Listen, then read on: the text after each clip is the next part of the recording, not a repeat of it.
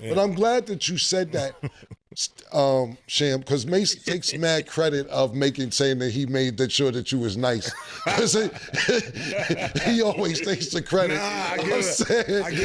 Like I tell people, like it's so funny. I tell people the story.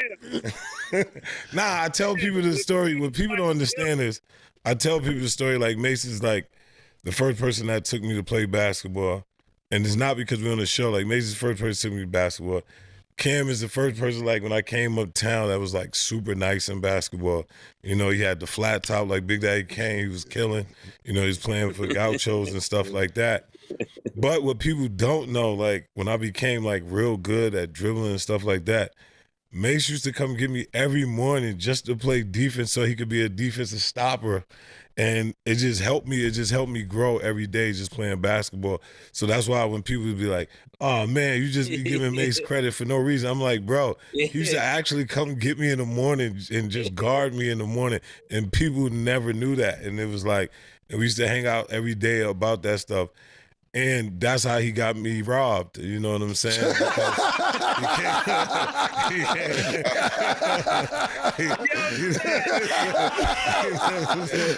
You know what I'm saying? Like, you know. He's like, wait. You know what I'm saying? So it was like, and what people don't know, every tournament I used to go to, I bring Mace. And I'd be like, yo, my man can rap. I'm telling you, he rap. And Mace used to rap. I remember when Mace's album first came out, I got drafted to the Wizard. We played against Minnesota, and Stephon Marbury was like, man, wasn't that the kid that you brought to the game and he was rapping and all? I was like, yeah. He was like, man, he's super nice. But, you know, like, back to the thing, like, Mace come in with the jury and doing all that stuff. I ain't had no jury. I'm, you know, still being McDonald's American, and he get me robbed by just walking around. and I'm like, man, and it's so crazy because like we coming out the store and the dude asked me for change, and I'm like, change? And I'm like, hold on. I'm like, I know if he don't know who I am, he know who this is. I'm like, what the hell? And then when he pull out the gun, I'm standing there like, and I know how he play all the time. I'm like, yo, come on, bro. Don't try to run off while it's looking on me, man. I'm like, man, you just picked me up to play basketball. I ain't trying to get robbed, man. Like, what we doing? Like that. So, Yeah. so people don't understand. I told you, Killer, I was like this. Nah, you know I know the story. I already know, but it's glad that you can share it with the world because, listen, first of all, real quick, is like Sham said, and Sham's being polite about a bunch of stories, not just that situation he's talking about, but it's good that we're here to laugh about shit like that. You know what I'm saying? Like, Sham said, listen, I sit there and watch, and lucky that I'm at the age I am, and all of us, because you sit there and just think about how one mistake could fuck up everything. Yeah. And we were in a bunch of predicaments that could have fucked up everything. You know what I'm saying? And just thank God that certain shit didn't go left, or we was definitely not the wrong place at the wrong time.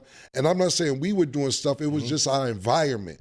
You get what I'm saying? Yeah, that's why like, you know, even before when I had got on, you know, Instagram and I was talking about, you know, like telling Fat Joe, like, you know what I'm saying, you mistaken. You know what I'm saying? Because it's like, you know, then everybody's in the DMs and they're like, man, you know, Fat Joe is just trying to show you that, you know, saying that you tough from the streets and all that. And I'm like, nah, that don't make me tough from the streets. Like, I didn't come from that. You know what I'm saying? Like, we've been around street people, but I always been this person who I am. I always been going straight. You know what I'm saying? And people did what they did, and that's cool. But it was just like, whether it was you, whether it was Mace, it was like certain people's in certain environments always be able to weather the storm in the environment, and you know they got a target where they're trying to go. You know, even when you know young, you know Mace always had a target where he was going. You know what I'm saying? So it was like there was no doubt that he was going to hit that target. Then after that, then it was like there's no doubt that no matter where Cam was at, he was going to hit that target. And then we got as adults, you know, that's just where it's at. You know, and it's like people want to say it's luck and it's things like that. That could be true, but it's hard for me to say it's true when I know, like, at the age I met them, they always was on target, trying to hit their target where they was trying to go in life. Nah, we thank you for that, man. And That's we're never gonna hear the end of this shit from Mace now that you co-signed. But this is gonna go on for 7 years.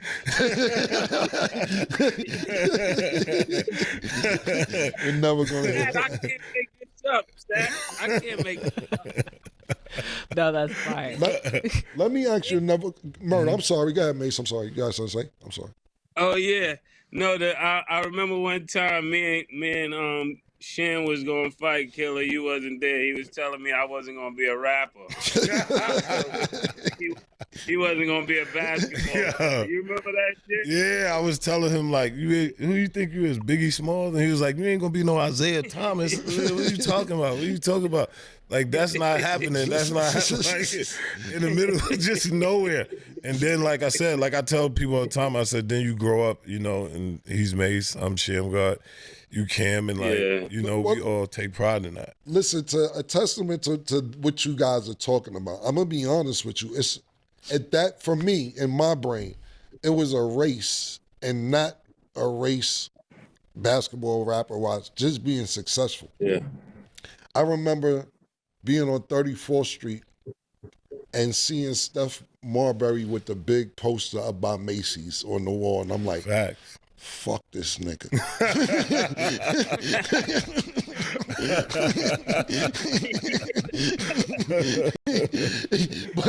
And I ain't got no problem with stuff. That's my man. But it's like, damn, he got the fucking big. Fact. Damn, that's what I need in my life some type of way.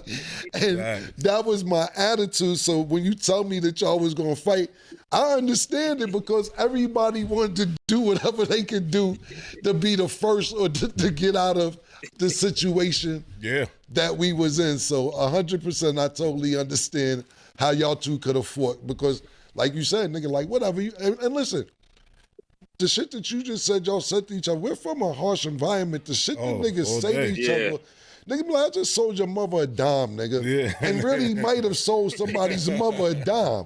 It's harsh. I don't, like, when I be telling niggas what niggas used to say, I be like, yo, this is verbal humiliation. Yeah, nah, you're right. Like, people don't even understand. Like, I was telling somebody, and I was talking about it in a book, I'm like, yo, I remember I went through a 3-year span. They was calling me Dirty Dudley because they thought I looked like Dudley from the Cosby. No, different strokes. Yeah, different strokes. Yo, fam, I remember that. I swear to God, I remember that. I was like, that's fucked up. This environment we in, though. I was like, it's crazy. And like, when people don't understand, when people always like, man, you and Mason Cam are really like that. I said, what y'all don't understand is, like, we all had a stretch where, like, I went to play basketball, Mace went to play, went to rap, Cam went to rap.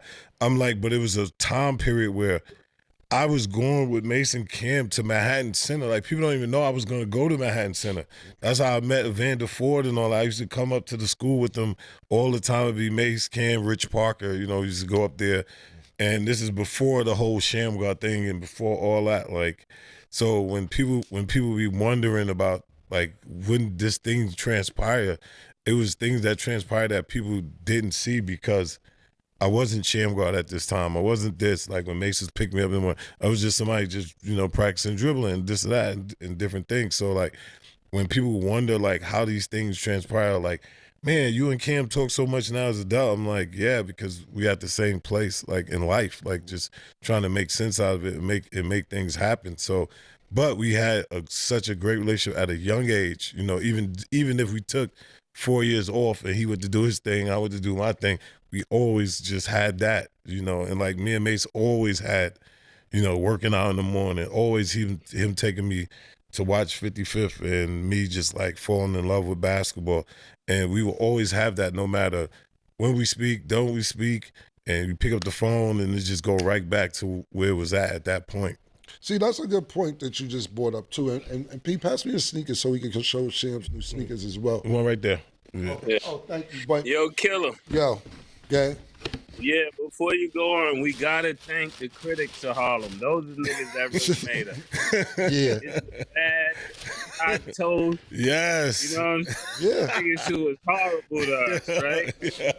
No, that's a fact.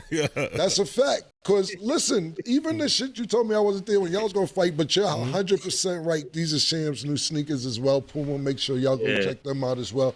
But even what you guys have just talked about, it's the worst of the worst. Like, it was a time we and Mace was up here talking Sham and how they was, and we was just talking about how bad and Todd Toaston was like, yo, and they was talking about God bless the dead, Big L, like, yo, y'all show, and we're not talking about Big L's death, we're talking about that, but they're talking about, you see how that worked out for him, my nigga. Do y'all want to, it's not working out for niggas with that rap shit. Yeah. That's a fact. And niggas is like, you might want to try and get your CDL or something. Like, you know what I'm saying? No, like, that's what niggas will tell you at 17, 18 years old, my nigga. Give it up now. It's 17, 18 years old. So I get exactly where you guys are coming from. And to Sham's point, what I was going to say is that when you're working and you're busy and you're trying to do something, whether it's entertainment or music or run a business or be a coach in college, high school, NBA, and you don't speak to your friends for a period of time, and you pick up right like Sham said, when you left off, it could be 1, 2, 3, 4 years. It's because you're busy. It's people who get mad at you like, niggas not picking up. Yo, now niggas acting crazy.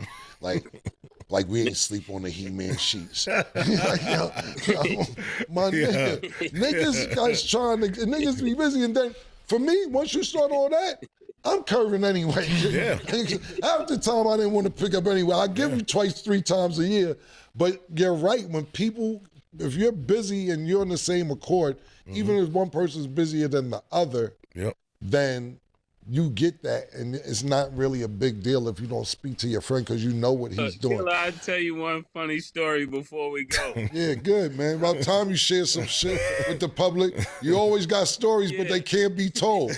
They always fucking secrets. Go ahead, man. Good. Maybe we can just share them up here once a week so we can get some more stories that can't be talked about. Go ahead.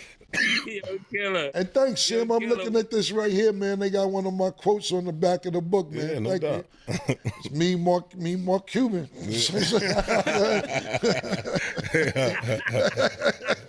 Cause you know, Mace busy, man. Every time nigga call him, I'm gonna get right back to you. Who calling me? Yeah, man. What's the story, Murder? I want to hear this. Oh, nah, this was hilarious. When I first started going to church, Sham came down to Atlanta. So I told Sham to come with me to get baptized, right? I know what he's about to say. When you get baptized, they normally ask you your name. Yeah, you stupid, man. What happened? This nigga Sham came out the water. He said, "What's your name?" Sham said, "God."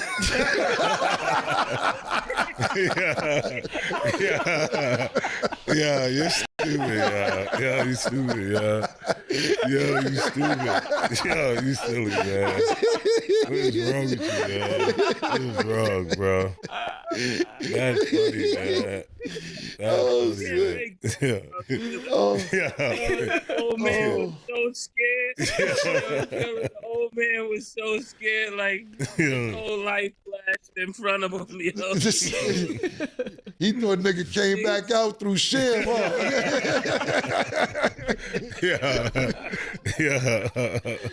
I'm screwed. That's funny right there. Nah, that's what's up. For a story time. That's dope. Oh, man.